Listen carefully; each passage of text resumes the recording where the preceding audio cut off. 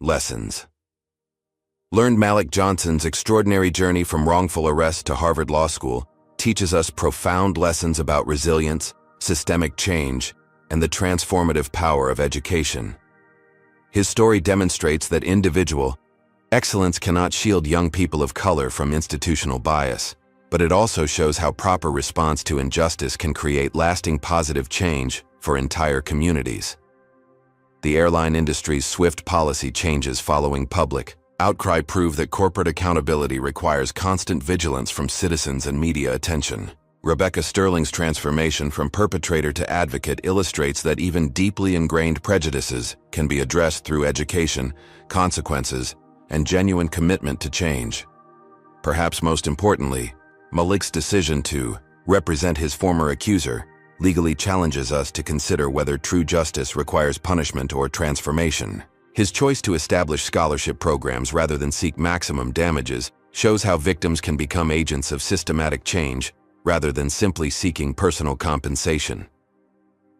The incident exposed how unconscious bias operates in professional settings, where authority figures' assumptions can escalate minor interactions into life-changing crises. It reminds us that fighting discrimination requires both individual awareness and institutional safeguards, because personal good intentions are insufficient without systematic accountability measures. Ultimately, this story proves that education, integrity, and moral courage can overcome even the most challenging circumstances when supported by community action and media transparency. What lessons from Malik's story resonated most deeply with you? Comment below and share your thoughts on whether forgiveness or accountability creates more lasting change in society. If this incredible journey inspired you to believe in second chances and the power of education, smash that like button and hit subscribe for more amazing true stories of triumph over adversity. Share this video with someone who needs to remember that even our darkest moments can become stepping stones to extraordinary achievements. Thank you for being part of this community that believes in justice, growth, and the possibility that tomorrow can always be better than today. Keep fighting the good fight, and remember that your voice matters in creating the change you want to see in the world. 3 days before that fateful flight, 17-year-old Malik Johnson stood in front of his bedroom mirror in Detroit, adjusting his tie for the 100th time.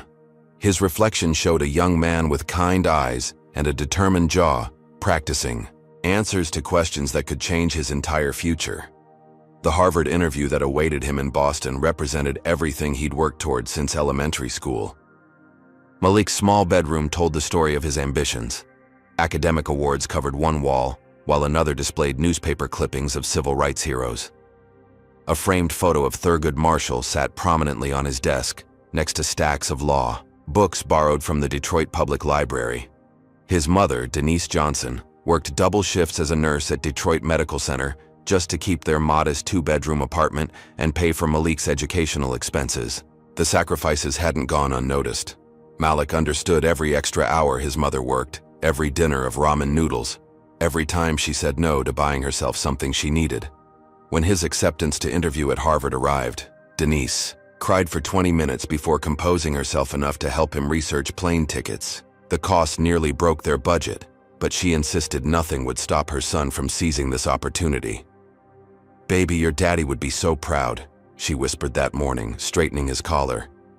Malik's father had died in a car accident when he was 12, leaving behind only his best suit and a dream that his son would become somebody important. That suit, carefully tailored to fit Malik's growing frame, now hung ready for the most important interview of his young life. Malik's achievements spoke for themselves.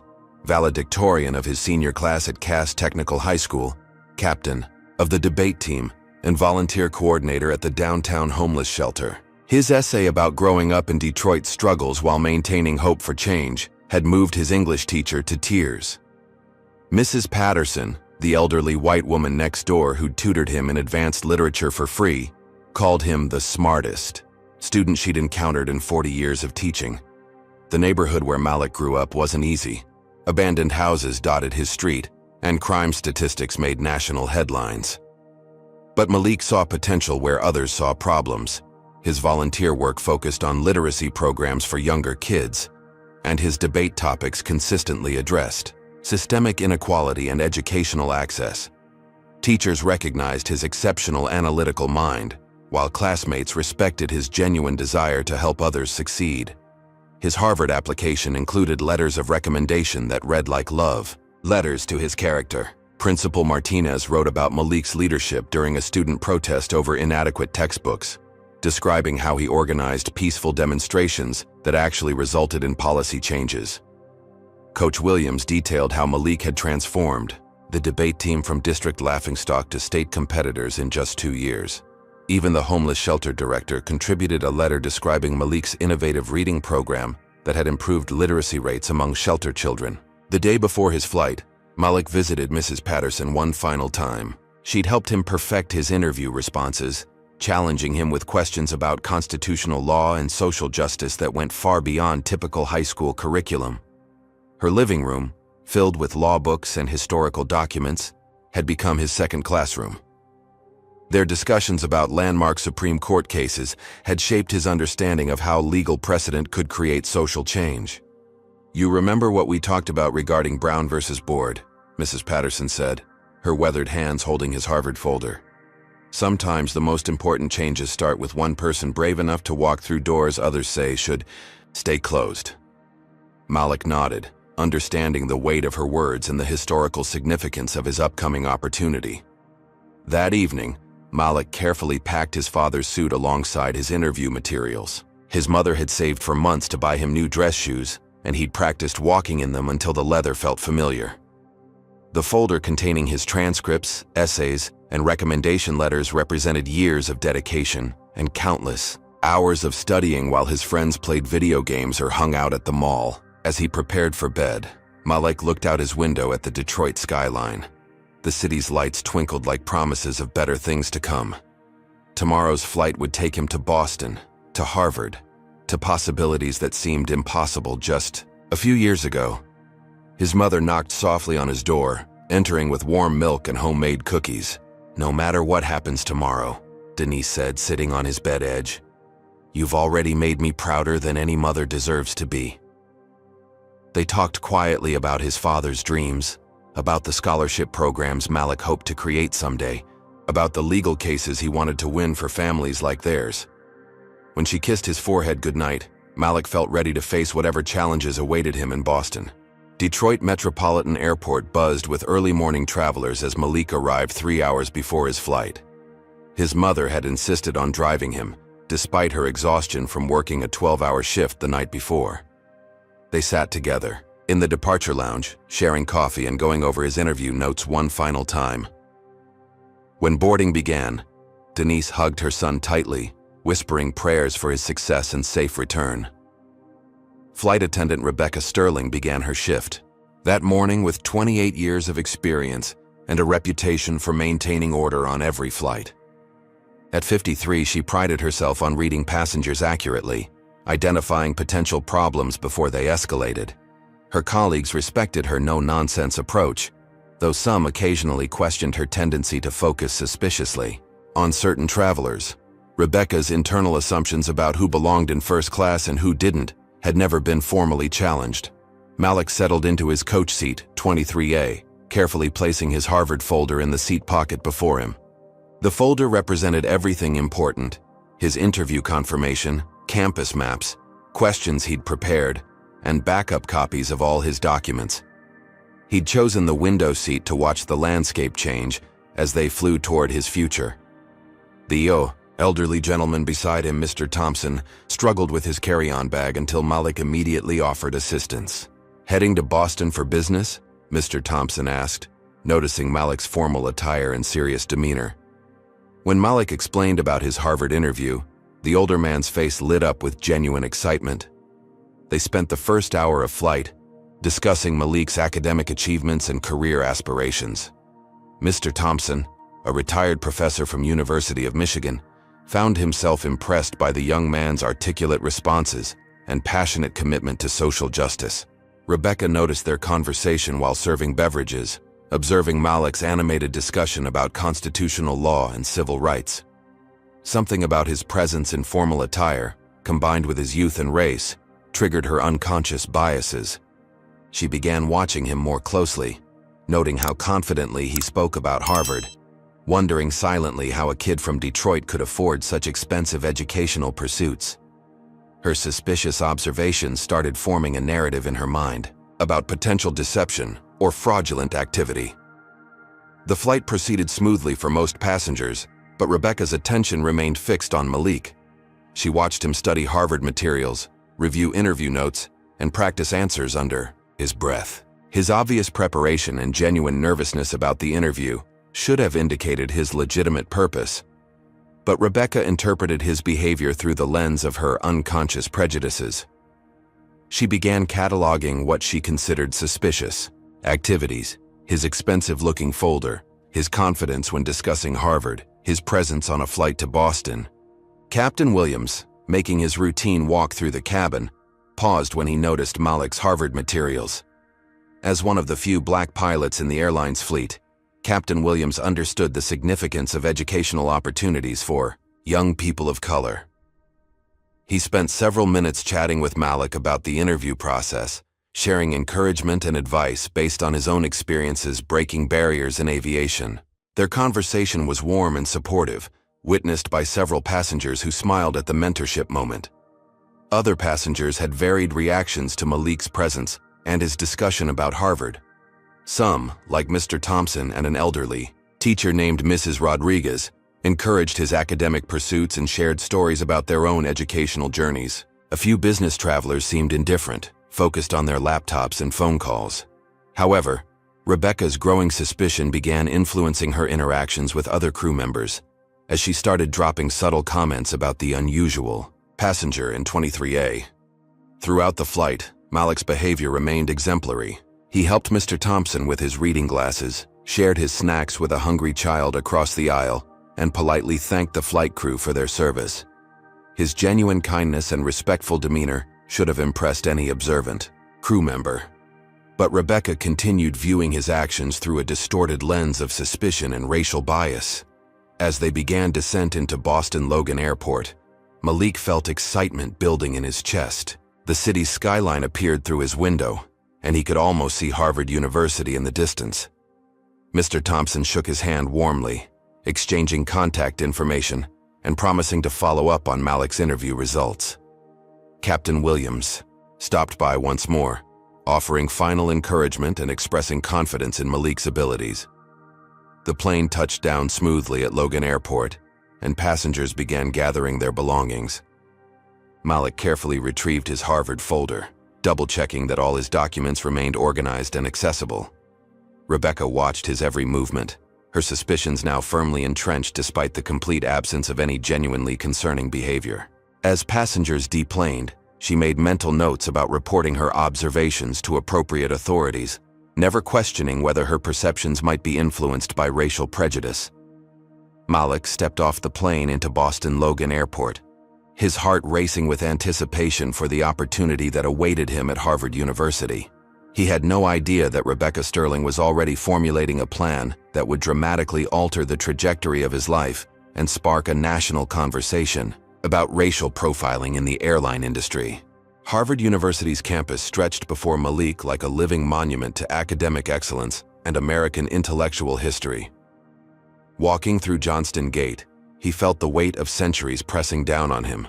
Generations of students who had passed through these same pathways to shape the nation's legal and political landscape. The brick buildings and ivy-covered walls seemed to whisper promises of transformation, of becoming something greater than his circumstances had ever suggested possible. Professor Elizabeth Chen's office in Langdell Hall overlooked Harvard Yard, her shelves lined with legal texts and photographs of former students who'd gone on to argue before the Supreme Court. At 45, she had built a reputation as one of Harvard Law School's most demanding yet supportive faculty members, particularly known for identifying exceptional talent in students from underrepresented backgrounds.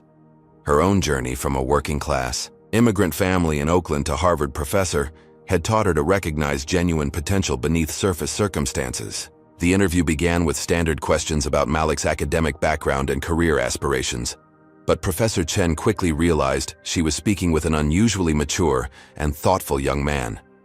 His responses demonstrated deep understanding of constitutional principles, nuanced analysis of current legal challenges, and genuine passion for using law as a tool for social change.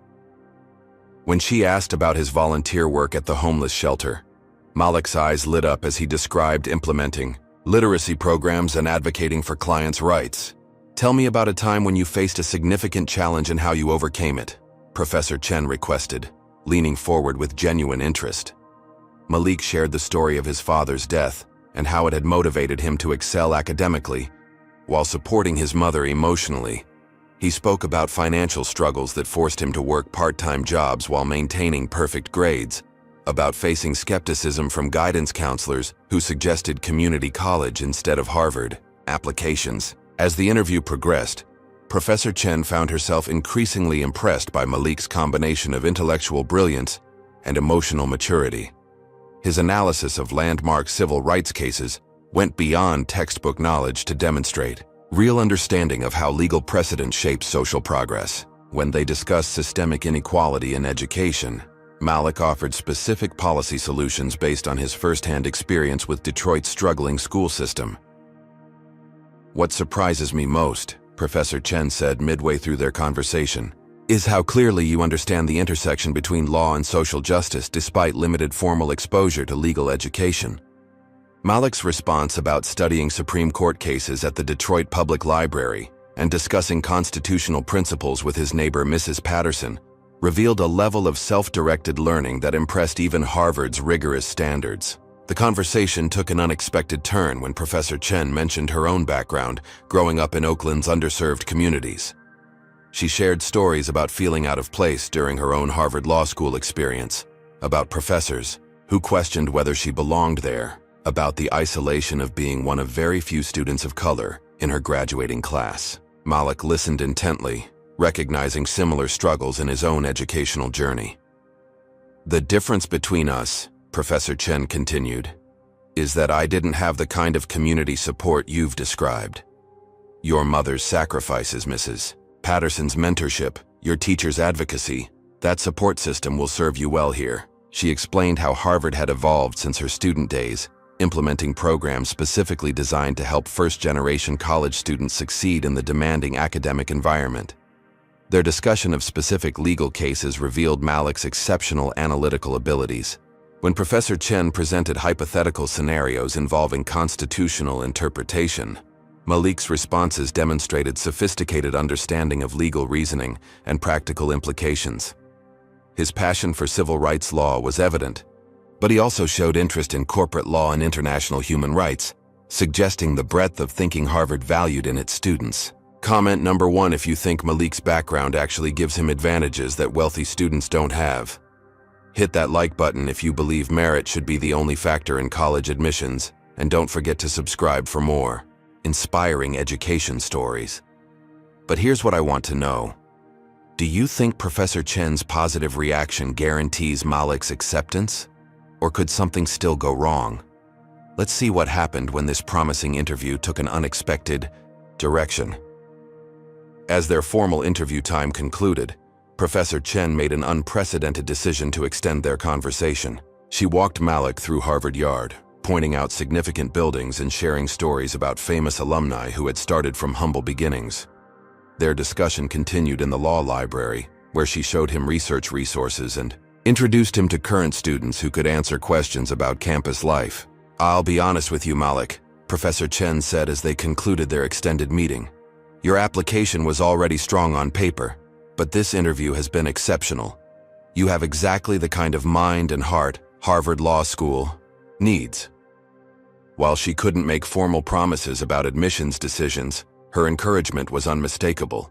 She provided her direct contact information and invited Malik to reach out with any questions about the process. Walking back through Harvard Yard as afternoon shadows lengthened, Malik felt a profound sense of belonging he'd never experienced before.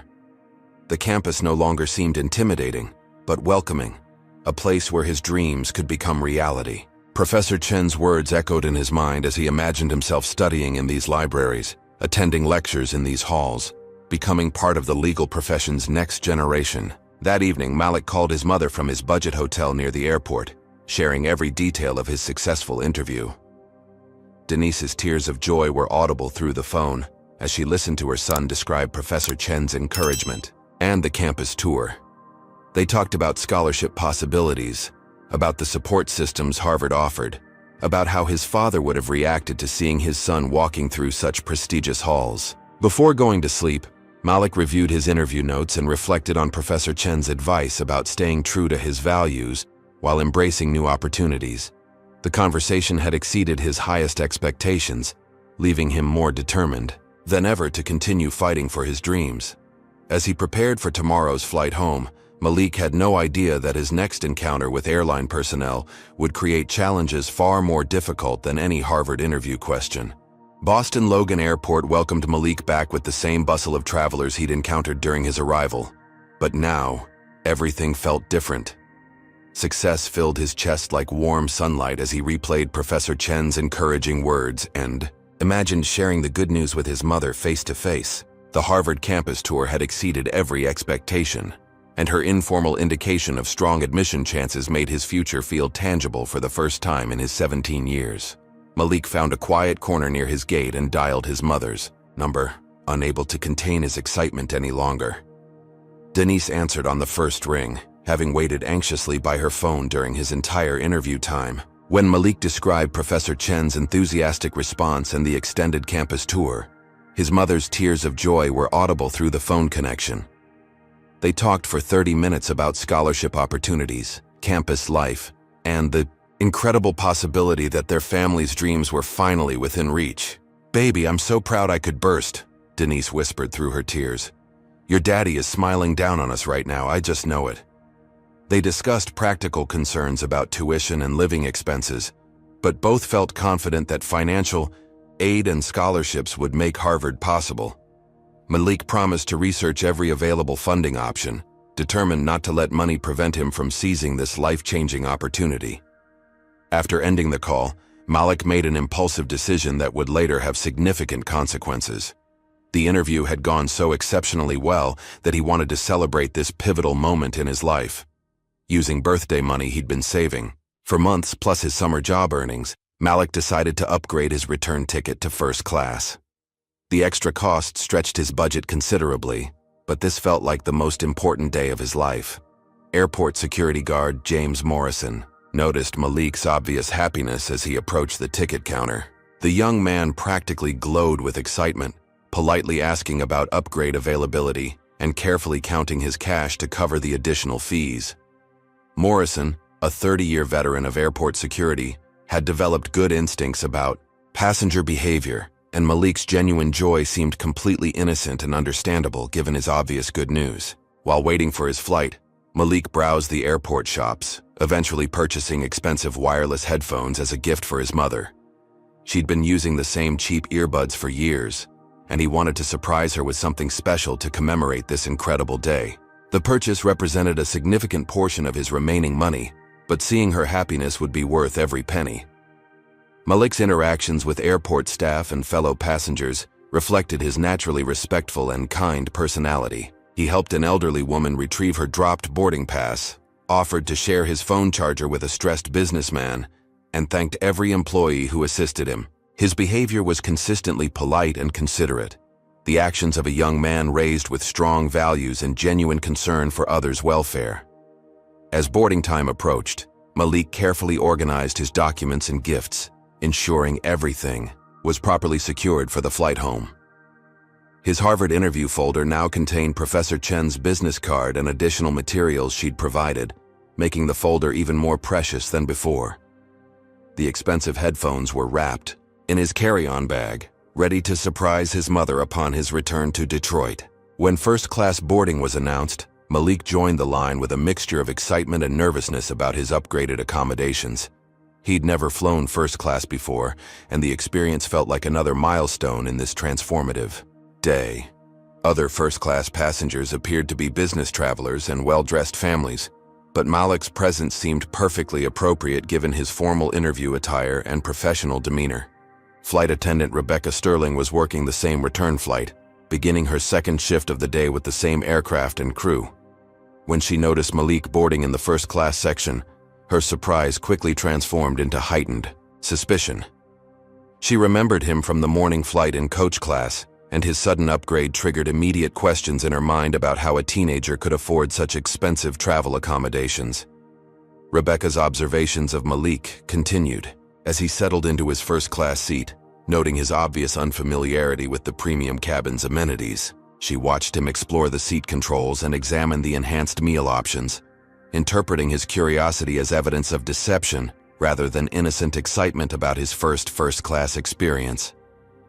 Her biases began constructing a narrative about fraud or stolen credit cards without any actual evidence of wrongdoing.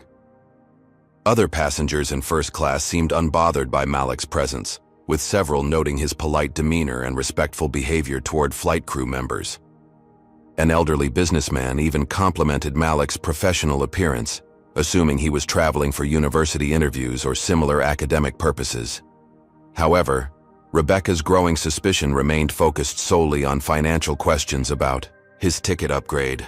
As the aircraft prepared for departure, Malik felt gratitude washing over him for this incredible day and the opportunities that lay ahead. Professor Chen's encouragement echoed in his mind, reinforcing his confidence about Harvard admission and his future legal career. He had no idea that Rebecca Sterling was already beginning to formulate suspicions that would soon transform his celebration into a nightmare, setting the stage for events that would change his life forever. The plane's engines started with their familiar rumble, and Malik looked out the window at Boston's skyline one final time before heading home to share his good news. In just a few hours, he would be embracing his mother and describing every detail of his successful Harvard interview. Unfortunately, Rebecca Sterling's racial biases and suspicious assumptions were about to turn his triumphant journey into a viral moment that would expose the ugly reality of discrimination in American air travel. As Flight 447 reached cruising altitude, Rebecca Sterling began her service routine with particular attention focused on first-class passenger Malik Johnson. Her 28 years of flight attendant experience had taught her to observe passenger behavior carefully, but her observations of Malik were filtered through unconscious racial biases that transformed innocent actions into suspicious activities. What should have been routine service became the beginning of a discriminatory ordeal that would soon escalate beyond anyone's imagination. Rebecca approached Malik's seat with manufactured concern, her tone falsely friendly as she commented on his nervous behavior during takeoff. Malik, still euphoric from his successful Harvard interview, responded with genuine puzzlement at her observation. He explained that he was actually excited rather than nervous, having just completed the most important interview of his life. His honest explanation only seemed to increase Rebecca's suspicion rather than alleviate her concerns. "It's just that you seem very anxious about something," Rebecca persisted, her voice carrying implications that made Malik increasingly uncomfortable. "And I noticed you upgraded your ticket at the last minute. That's sometimes a red flag for us." Her questions felt invasive and inappropriate, but Malik maintained his polite demeanor while explaining that he'd used his own money to celebrate his successful interview. Rebecca's response suggested she found his explanation implausible. Behind the scenes, Rebecca began manipulating other crew members by sharing her concerns about the young passenger in seat 2A. She approached her colleague Maria Santos, a newer flight attendant who respected Rebecca's experience and judgment. "That kid in first class is acting really strange," Rebecca whispered during their service preparations. "Something's not right about his story. Keep an eye on him." Maria, trusting Rebecca's veteran instincts, agreed to watch Malik more closely. The situation escalated when passenger Karen Mitchell, seated across the aisle from Malik, overheard fragments of Rebecca's concerns and began forming her own judgments. Karen, a 40-something marketing executive with her own unconscious biases, started observing Malik through the lens of Rebecca's suspicions. When Malik pulled out his expensive headphones to listen to music, Karen noticed and mentioned to Rebecca during drink service that the teenager seemed to have very expensive electronics for someone his age. Malik became increasingly aware that he was being watched and discussed by crew members and nearby passengers. The attention made him genuinely uncomfortable for the first time during his trip, transforming his celebratory mood into confusion and anxiety. He tried reading his Harvard materials to distract himself, but even this innocent activity seemed to draw more scrutiny from Rebecca, who wondered aloud to Maria about why a kid like that would have Harvard documents. Rebecca's fabricated narrative began taking shape as she shared more observations with crew members. She claimed that Malik had been sweating excessively during boarding, that his responses to her questions seemed rehearsed, and that his story about Harvard didn't add up given his apparent age and background. Each embellished detail built upon the previous ones, creating a false picture of suspicious behavior that existed primarily in Rebecca's prejudiced imagination. The psychological pressure began affecting Malik's natural behavior, creating a self-fulfilling prophecy where Rebecca's accusations actually started making him appear nervous and uncomfortable. When she approached his seat again to ask about his travel plans and who paid for his ticket, Malik's frustrated responses were interpreted as further evidence of deception. His requests to be left alone were characterized as uncooperative and potentially threatening behavior. Other first-class passengers had mixed reactions to the developing situation. Some, like businessman Robert Chen, found Rebecca's behavior inappropriate and intrusive toward a well-dressed young traveler. Others, influenced by their own biases and Rebecca's planted suggestions, began viewing Malik with suspicion. The cabin atmosphere grew tense as whispered conversations and obvious staring made Malik's flight experience increasingly uncomfortable and humiliating. Rebecca's manipulation reached new levels when she convinced Maria that they should document Malik's suspicious activities for their post-flight report. She began taking notes about his behavior, movements, and responses, creating an official-looking record of fabricated concerns.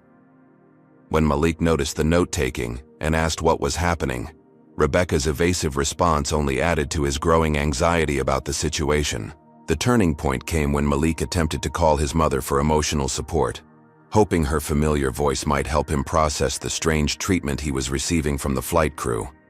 Rebecca immediately interpreted this phone call as potentially threatening behavior, suggesting to other crew members that he might be contacting accomplices or coordinating some kind of illegal activity. Her wild speculation had no basis in reality, but continued building the false narrative she was constructing. Captain Martinez, focused on flying the aircraft, remained unaware of Rebecca's accusations and the toxic atmosphere developing in the first-class cabin. His attention was properly directed toward navigation and weather conditions for their Detroit arrival, trusting his experienced crew to handle passenger service professionally. He had no idea that one of his flight attendants was building a discrimination case that would soon explode into national headlines. As the flight continued toward Detroit, Rebecca made her fateful decision to contact authorities upon landing. Her fabricated concerns about Malik's behavior, financial situation, and potential criminal activity would soon trigger a chain of events that transformed a young man's celebration into a viral moment of injustice. The stage was set for an arrival that would change Malik's life forever and expose the ugly reality of racial profiling in American aviation. Flight 447 touched down at Detroit Metropolitan Airport under routine circumstances, but passengers had no idea they were about to witness an event that would spark nationwide protests and forever change airline discrimination policies. Rebecca Sterling had made her decision during the final hour of flight, contacting airport security with fabricated claims about suspicious passenger behavior.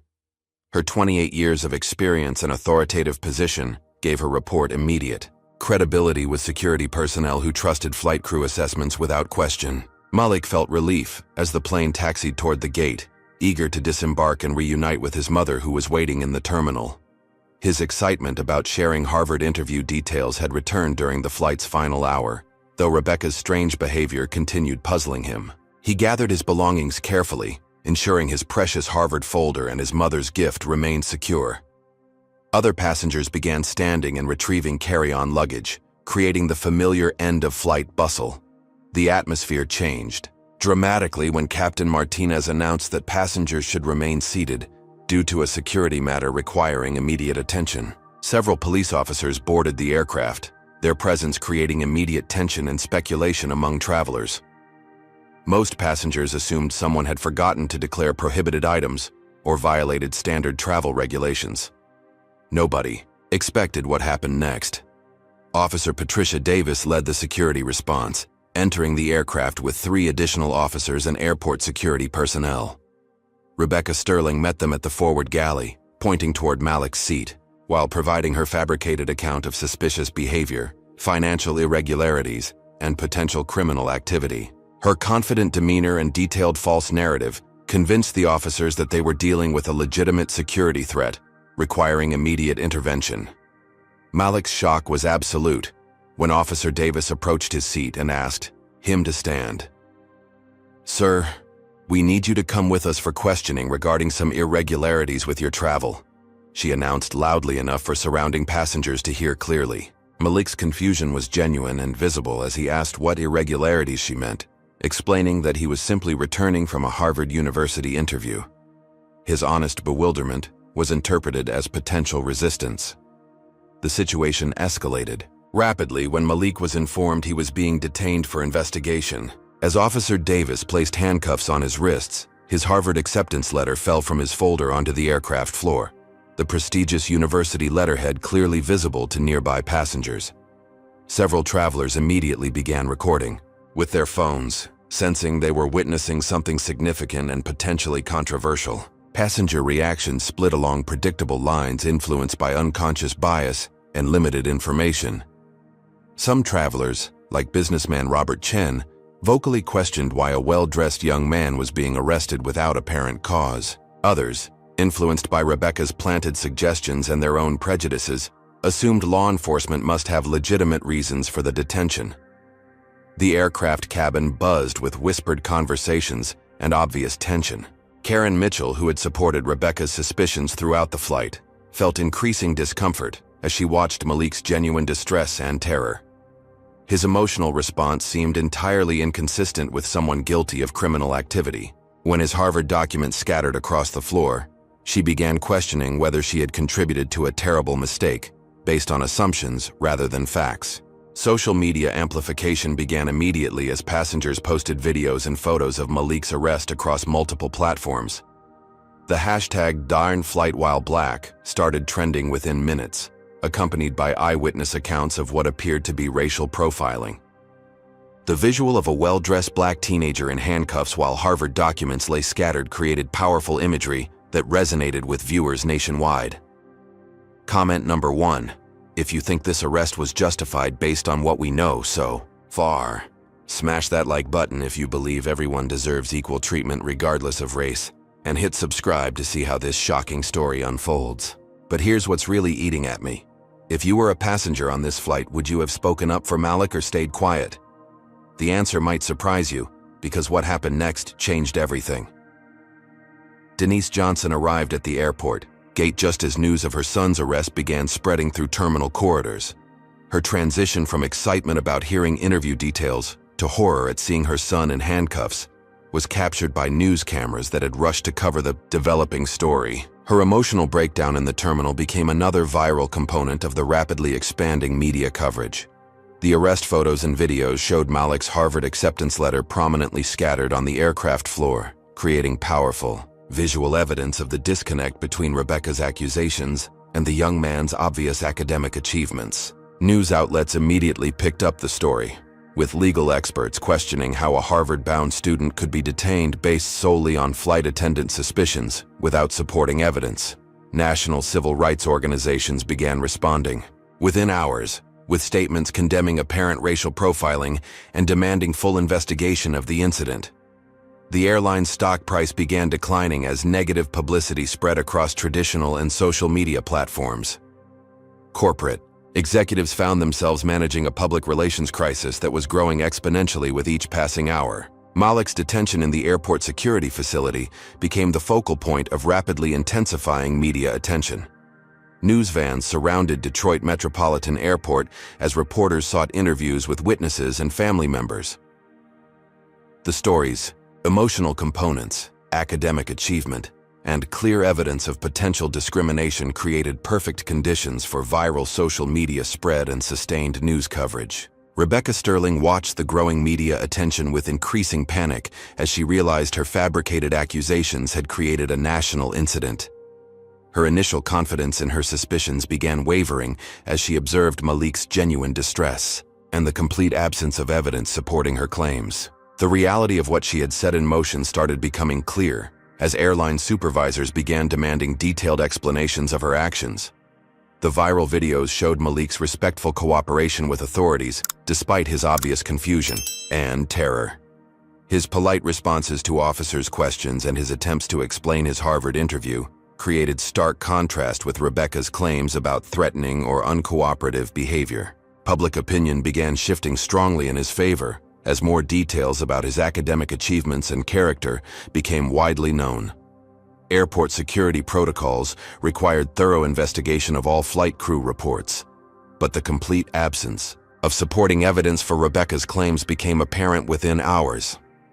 Malik's financial records showed legitimate payment for his ticket upgrade. His Harvard interview was easily verified, and his behavior throughout both flights was confirmed as exemplary by multiple witnesses, including Captain Williams from his original flight. The incident's transformation from routine security matter to national civil rights controversy happened with stunning speed, driven by powerful imagery and clear evidence of discriminatory treatment. Malik's arrest had become a symbol of ongoing racial bias in American society, setting the stage for revelations that would expose the systematic nature of Rebecca Sterling's prejudiced behavior and ultimately transform airline industry policies nationwide. Within 24 hours of Malik's arrest, civil rights attorney Marcus Washington had reviewed the viral footage and decided to represent the teenager pro bono. Washington, a Harvard Law School graduate himself, recognized the case's potential to expose systematic discrimination within the airline industry. His prestigious Washington, D.C. firm immediately deployed a team of investigators to examine every aspect of the incident, determined to uncover the truth behind Rebecca Sterling's fabricated accusations. The investigation revealed disturbing patterns in Rebecca Sterling's 28-year career that had previously gone unnoticed or unreported. Human resources records showed 7 formal complaints against Rebecca for inappropriate treatment of minority passengers, though all had been dismissed due to lack of concrete evidence. Several former colleagues, speaking anonymously, described her tendency to express suspicion about Black and Latino passengers' ability to afford premium tickets or presence in first-class cabins. Retired Captain Williams, who had witnessed Rebecca's behavior on Malik's original flight to Boston, came forward with crucial testimony about her obvious discomfort during his mentoring conversation with the young man. Williams described how Rebecca had questioned him afterward about Malik's legitimacy, asking inappropriate questions about whether he believed the Harvard story was genuine. Her reaction to a positive interaction between 2 Black individuals revealed the depth of her racial bias. Social media investigators uncovered Rebecca's Facebook and Twitter accounts, which contained numerous posts expressing racially charged opinions about crime, welfare recipients, and urban education. Her social media history included sharing articles from questionable sources about academic fraud and financial crimes, often accompanied by her own commentary, suggesting that certain communities were inherently prone to deception. The posts painted a clear picture of deeply held racial prejudices. Professor Elizabeth Chen flew to Detroit immediately upon learning of Malik's arrest, bringing with her documentation of their exceptional interview and Harvard's strong interest in his application. Her testimony provided crucial evidence about Malik's character, academic achievements, and legitimate purpose for traveling to Boston. Chen's prestigious reputation and detailed account of their meeting effectively demolished any remaining credibility for Rebecca's suspicious claims. The airline's internal investigation uncovered additional troubling evidence about Rebecca's behavior patterns. Cabin crew members from previous flights described instances where Rebecca had made inappropriate comments about minority passengers' clothing, speech patterns, or travel destinations. Several colleagues admitted they had witnessed questionable behavior, but failed to report it due to Rebecca's seniority and reputation within the company. Airport security footage provided definitive proof of Malik's exemplary behavior throughout his entire travel experience. Cameras captured his polite interactions with ticket agents, his respectful treatment of other passengers, and his obvious happiness about his successful interview. The footage also showed Rebecca's animated conversations with crew members during the flight, apparently building her fabricated case against an innocent teenager. Karen Mitchell's conscience finally compelled her to come forward with a detailed confession about her role in supporting Rebecca's accusations. She admitted that her suspicions were based entirely on racial bias, rather than actual observation of concerning behavior. Mitchell's testimony described how Rebecca had systematically influenced her perceptions through suggestive comments and leading questions, demonstrating the flight attendant's manipulative abilities. Financial investigators confirmed that Malik's ticket upgrade was purchased legitimately with his own money, earned through summer employment and birthday savings. Bank records showed a clear transaction history supporting his account of the purchase, while his mother's financial records demonstrated the family's sacrifices to afford the original ticket to Boston. Every aspect of his travel was completely legitimate and above board. The Federal Aviation Administration launched its own investigation into the incident, examining whether Rebecca's actions violated federal regulations about passenger treatment and discrimination. Legal experts suggested that her fabricated security report could constitute federal crimes, including filing false reports and violating civil rights under color of authority. The FAA's involvement elevated the case beyond simple employment disputes to potential criminal charges. Additional passengers from both flights came forward to support Malik's version of events and criticize Rebecca's behavior. Their testimonies painted a consistent picture of a respectful, intelligent young man who had been targeted solely because of his race and age. Several passengers admitted feeling uncomfortable with Rebecca's treatment of Malik, but failing to intervene during the incidents. Harvard University issued an official statement supporting Malik and condemning the discriminatory treatment he received. The university's announcement that his admission remained guaranteed regardless of the incident's outcome sent a powerful message about institutional support for diversity and equal treatment.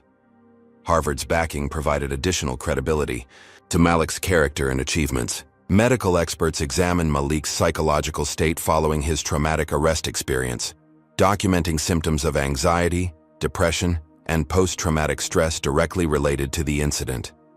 The evaluation provided evidence of genuine harm caused by Rebecca's false accusations, supporting potential damage claims in civil litigation. His emotional distress was clearly documented and directly attributable to the discriminatory treatment. Rebecca Sterling's desperate attempts to maintain her false narrative began crumbling under the weight of contradictory evidence.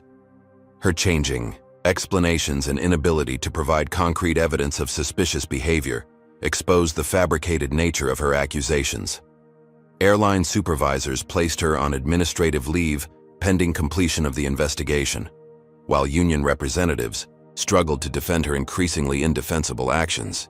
The investigation revealed a systematic failure of airline procedures that allowed Rebecca's biases to escalate into criminal accusations without proper oversight or evidence verification. Corporate executives realized they faced not only public relations disasters, but potential federal investigations into company-wide discrimination policies. The incident had exposed institutional problems extending far beyond one flight attendant's individual prejudices. National media attention forced the airline's board of directors to take immediate and decisive action to address the growing public relations catastrophe surrounding Malik Johnson's wrongful arrest. Within 72 hours of the incident, corporate executives announced Rebecca Sterling's termination for cause, effective immediately, along with the revocation of her pension benefits due to violation of company discrimination policies. The swift action reflected both legal necessity and genuine recognition that her behavior was indefensible. Congressional hearings on airline discrimination began within 2 weeks, with Malik providing powerful testimony about his experience and the broader implications for civil rights and commercial aviation. His articulate presentation before the House Transportation Committee captured national attention, as he described not only his personal trauma, but also the systematic changes needed to prevent similar incidents. His poise and intelligence during the nationally televised hearings impressed lawmakers from both political parties. "What happened to me wasn't just about one flight attendant's prejudice," Malik testified, his voice steady despite the emotional weight of his words. It revealed how unconscious bias can escalate into criminal accusations when institutions fail to implement proper checks and balances. No student should fear that pursuing educational opportunities will result in arrest based solely on the color of their skin. The Federal Aviation Administration implemented new mandatory training requirements for all airline personnel, focusing specifically on unconscious bias recognition and proper procedures for reporting genuine security concerns. The training programs, developed in consultation with civil rights organizations, included specific modules about racial profiling and the difference between legitimate security threats and discriminatory assumptions based on passenger demographics. Rebecca Sterling faced potential federal criminal charges for filing false reports and violating civil rights under color of authority. Federal prosecutors reviewed her case for possible conspiracy charges related to her systematic pattern of discriminatory behavior toward minority passengers. Her 28-year career ended not only in termination, but also in potential imprisonment for civil rights violations. The airline agreed to a $2.5 million settlement with Malik and his family, acknowledging institutional failures that allowed discriminatory treatment to escalate into wrongful arrest. The settlement included provisions for systematic policy changes, mandatory bias training for all employees, and establishment of independent oversight committees to review passenger treatment complaints. Corporate executives admitted that their previous complaint procedures had been inadequate to address subtle but persistent discrimination. Malik's decision to use his settlement money to establish the Equal Skies Scholarship Fund demonstrated remarkable maturity and commitment to helping other students overcome barriers to educational opportunities. The fund's mission focused specifically on supporting first-generation college students from underrepresented communities who faced financial obstacles in pursuing higher education.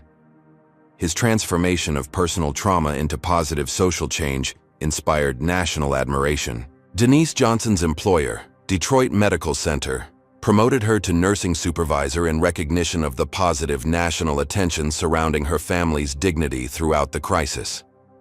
The promotion included substantial salary increases that would help support Malik's Harvard education and improve their family's financial stability. The hospital's leadership wanted to demonstrate support for families facing discrimination while recognizing Denise's professional qualifications. Karen Mitchell, consumed by guilt over her role in supporting Rebecca's false accusations, became an advocate for bias training in corporate environments. She resigned from her marketing position to work full-time with civil rights organizations, using her experience to educate others about how easily prejudice can influence judgment. Her transformation from passive participant in discrimination to active advocate represented a powerful example of personal growth. Other victims of Rebecca Sterling's discriminatory behavior began coming forward as news coverage revealed her pattern of targeting minority passengers. Their testimonies exposed systematic problems within airline culture that extended beyond individual prejudice to institutional failures in addressing employee bias. Class action lawsuits emerged as additional passengers sought justice for similar treatment. The incident sparked broader conversations about racial profiling in transportation, hospitality, and customer service industries nationwide. Corporate executives across various sectors implemented new training programs and policy changes to prevent similar incidents within their organizations. Malik's case became a catalyst for examining institutional racism in commercial settings throughout American society. Harvard University accelerated Malik's admission process, providing early acceptance along with full scholarship coverage in recognition of his extraordinary character demonstrated throughout the crisis. The university's admissions office noted that Malik's grace under pressure and commitment to social justice exemplified the leadership qualities Harvard sought in its students. His guaranteed admission removed any remaining stress about his educational future. Legal experts praised the case as a landmark example of how social media and public pressure could force institutional accountability for discriminatory practices. The rapid viral spread of arrest footage had created unprecedented transparency, making it impossible for the airline to minimize or ignore the incident. The case demonstrated the power of citizen journalism in exposing civil rights violations. Media coverage evolved from initial incident reporting to broader examination of systemic discrimination in American commercial industries. Major news outlets produced investigative series about airline passenger treatment, revealing additional patterns of bias affecting minority travelers. Malik's case had opened floodgates for examining previously hidden discrimination across the transportation sector.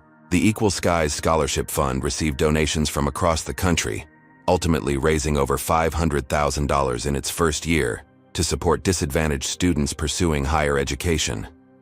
Contributors included airline employees, Harvard alumni, civil rights supporters, and ordinary citizens moved by Malik's story and his positive response to injustice. The fund's success demonstrated public support for addressing educational inequality.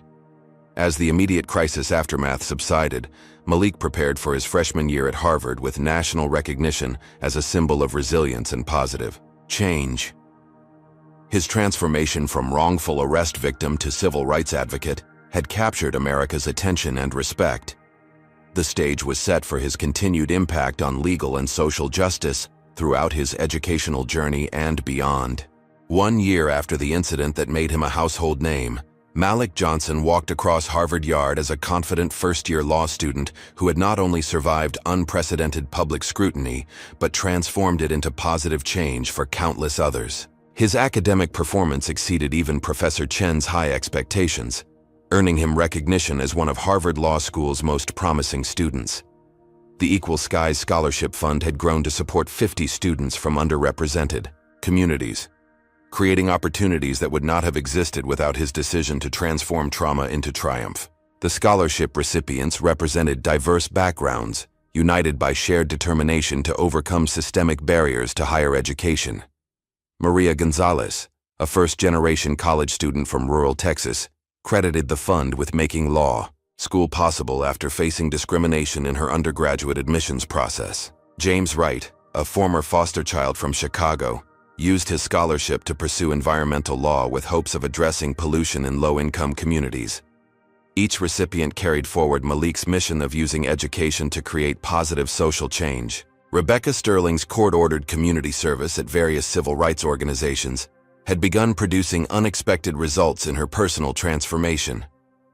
Initially bitter and resentful about her termination and legal consequences, she gradually began understanding the real impact of her discriminatory behavior on passengers like Malik. Her mandatory bias training evolved from grudging compliance to genuine recognition of her unconscious prejudices and their harmful effects on others.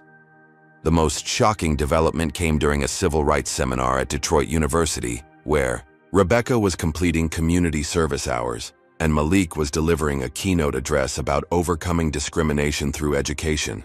Their unexpected meeting created a moment of profound tension as the audience recognized both figures from the viral incident that had sparked national conversations about racial profiling in aviation. Rebecca's tearful public apology to Malik during the seminar's question period surprised everyone present, including herself. "I destroyed an innocent young man's moment of triumph because of my own prejudices," she admitted before hundreds of witnesses. "I failed him. I failed my profession. And I failed the basic human dignity that every passenger deserved from me. No training or ignorance excuses what I did to him." Malik's response demonstrated the maturity and grace that had characterized his handling of the entire ordeal. Rather than accepting her apology with simple forgiveness, he challenged Rebecca to examine the systematic nature of discrimination and commit to meaningful change beyond court-ordered community service. His words were firm but not cruel, educational rather than vindictive, reflecting his developing skills as a future civil rights attorney. "Apologies matter," Malik responded, "but actions matter more. The question isn't whether you're sorry about what happened to me. The question is what you're going to do to prevent it from happening to the next young person who doesn't look like what you expect success to look like." His challenge prompted Rebecca to consider how she could use her experience to educate others about the dangers of unconscious bias. The airline industry's response to Malik's case had produced measurable improvements in passenger treatment policies nationwide. Federal statistics showed significant reductions in discrimination complaints following implementation of mandatory bias training programs. Several airlines established passenger advocate positions specifically to address concerns about unfair treatment, creating institutional safeguards that hadn't existed before Malik's wrongful arrest. In an unexpected turn of events, Rebecca approached Malik after the seminar to discuss her own experience of discrimination following her termination from the airline. Despite her actions causing the original incident, she had faced age discrimination and retaliation when seeking new employment, giving her first-hand understanding of how bias affected job opportunities. Her experience had taught her difficult lessons about being judged unfairly based on assumptions rather than individual merit. Malik's decision to represent Rebecca pro bono in her employment discrimination case shocked legal observers and civil rights advocates nationwide. His willingness to defend someone who had wronged him demonstrated extraordinary commitment to principle over personal revenge. Civil rights aren't just for people we like, he explained to skeptical classmates. If we only protect rights when it's convenient, they're not really rights at all.